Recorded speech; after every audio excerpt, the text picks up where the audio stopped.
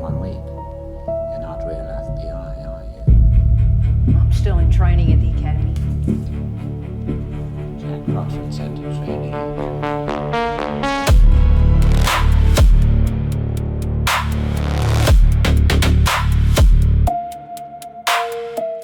Not just, Clarice. What set you off? You started at what time? Early, still dark. Then something woke you, didn't it? Was it a dream? What was it? I heard a strange noise. What was it? It was screaming. Some kind of screaming, like a child's voice. What did you do? I went downstairs, outside. I crept up into the barn. I was so scared to look inside, but I had to. What did you see, Clarice? What did you see? Lamb. They were screaming. They were slaughtering the spring lambs, They were screaming. and you ran away? I found a 35mm scan of Silence of the Lambs, and this is not one of those films where the scan suddenly reveals some giant, great visual spectacle hidden underneath. There are no dinosaurs, no spaceships, no Arnold fighting a jungle crab from space. This is mostly rooms, corridors, basements, offices, faces, people looking directly at each other while saying things that would make a normal conversation immediately contact HR. Now in custody for a psychobehavioral profile. Could be a real help in unsolved cases. Most of them have been happy to talk to us. You spook easily, Starling? Not yet, sir. See, the one we want most refuses to cooperate. I want you to go after him again today in the asylum. Who's the subject? The psychiatrist, Hannibal Lecter.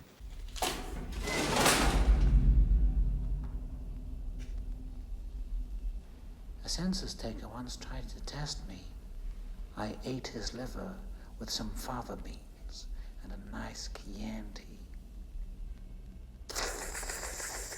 And that is why the scan works. It does not make the film bigger, it makes it closer.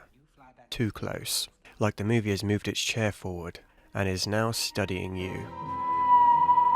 Very good, Mr. Gordon. May I use your phone?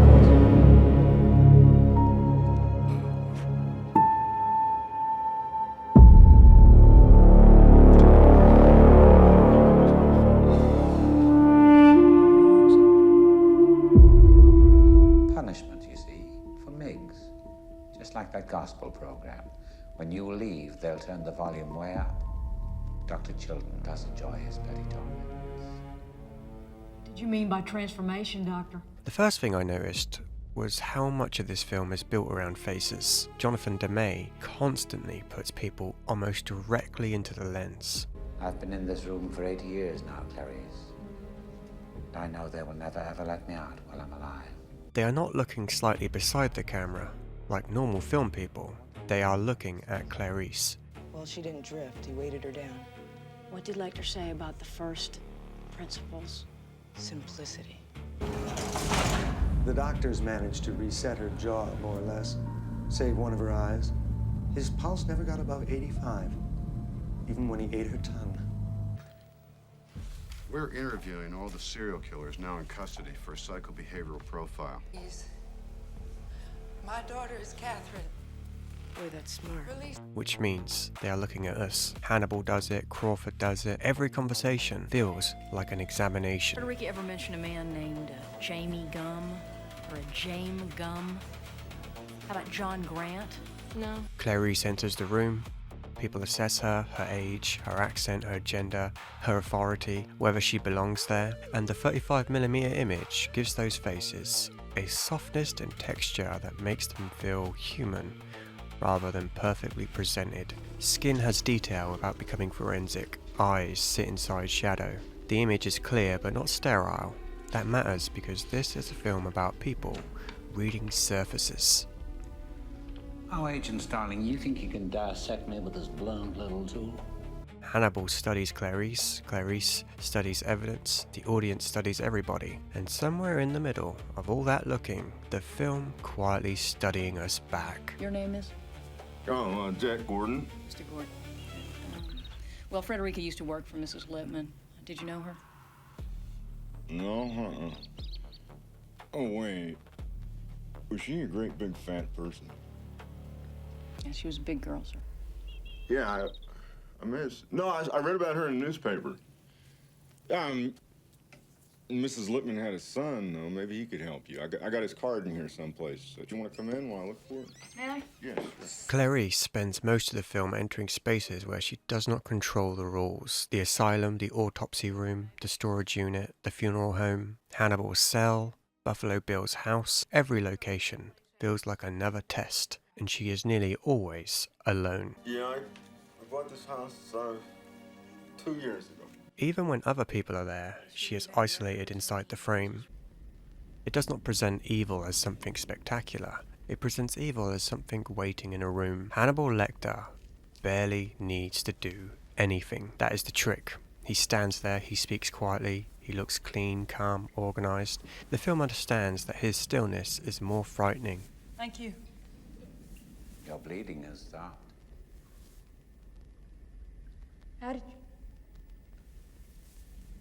It's nothing. It's just a scratch. Dr. Lecter, whose head is in that bottle? Why don't you ask me about Buffalo Bill? Do you know something about him? I might if I saw the case file. Everyone around him is nervous. Hannibal is comfortable. He knows the room belongs to him, and even when he is behind glass, the scan helps because the image does not over-polish him. A patient of mine whose romantic attachments ran to, shall we say, the exotic. Stand outside. And shut the door.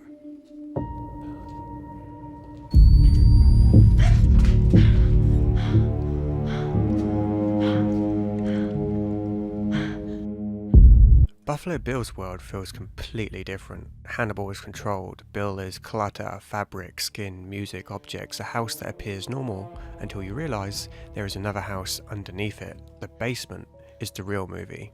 A maze of rooms where everything feels damp, improvised, and unfinished. And the scan makes the darkness in those scenes feel alive, while turning it into a grey digital wall. That becomes essential during the night vision sequence. Clarice cannot see him. We can, but only through the ugly green image. It is one of the nastiest ideas in the film because it removes the normal safety of seeing. The audience has knowledge, Clarice has instinct, Buffalo has the room, and suddenly the whole movie becomes a test of whether instinct can beat architecture. It is also basically estate agent horror. What I love about Silence of the Lambs is how little it needs to shout. The title itself tells you what kind of film it is. Silence, listening, things not being said, Clarice's lamb story. I took one lamb and I ran away as fast as I could. Where were you going, Clarice? I don't know. I didn't have any food, any water, and it was very cold. Very cold. Clarice's lamb story matters because Hannibal understands that she is not only chasing Buffalo Bill, she is trying to silence something inside herself. What became of your lamb, Clarice? I killed him. You still wake up sometimes, don't you?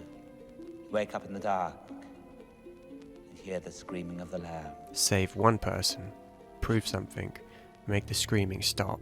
And you think if you save poor Catherine, you could make them stop, don't you? You think if Catherine lives, you won't wake up in the dark ever again to that awful screaming of the lamb. That is why the film never feels like a normal serial killer thriller. The investigation is the surface. The scan does not change that meaning, it just makes the film feel less distant. So, the 35mm scan works for Silence of the Lambs because it gives the film back its physical unease, not spectacle, unease.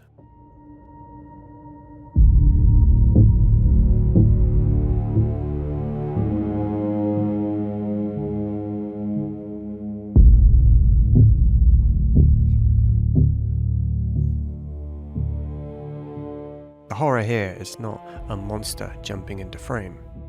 It is somebody already being there. Where are you, Dr. Lecter? I have no plans to call on you, Clarice. The world's more interesting with you in it. Waiting, watching, understanding you faster than you understand them. And he's still watching. Clarice survives because she pays attention. The whole film is about seeing what other people miss, and the 35mm image makes the act of looking more uncomfortable. Some horror films chase you.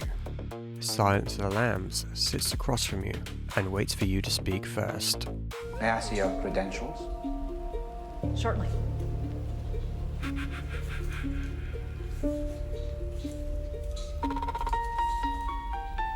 Closer, please.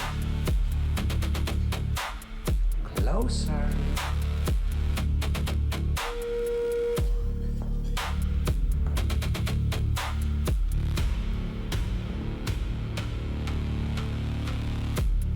Brave Clarice. Well, let me know when those lambs stop screaming, won't you?